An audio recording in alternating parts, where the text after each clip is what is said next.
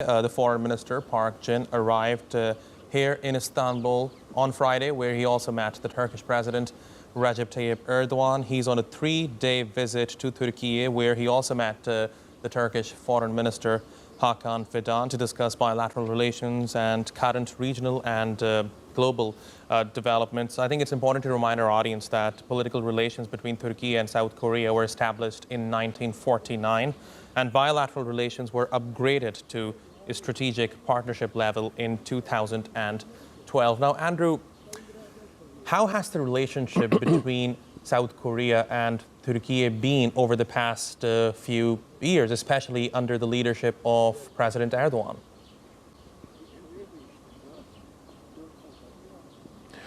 Well, there have been a number of reciprocal visits between the president, also foreign ministers between these two countries in recent years.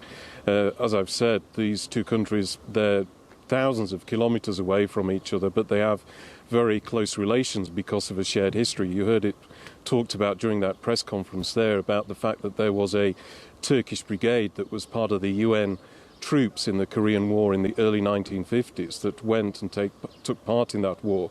And this is something that South Korea has never really forgotten. There is in fact a memorial here in the capital Ankara which remembers the Turkish soldiers who gave their lives in that war. And during that press conference we heard that the South Korean foreign minister had visited that memorial to pay his respects, and that's how all of this started. It was also the point in which Turkey gained entry to NATO through that particular war and its participation then.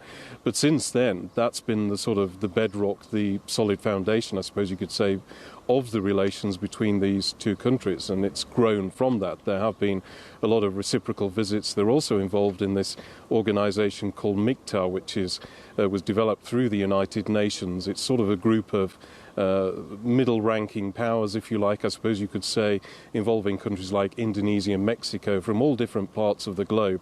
And they regularly have these meetings to sort of share their experiences. Because they're in different parts of the world, they may have different perspectives, and they feel that by getting together on a regular basis they can bring something of value to each other and different ideas of how the world is developing and how they can cooperate in the future.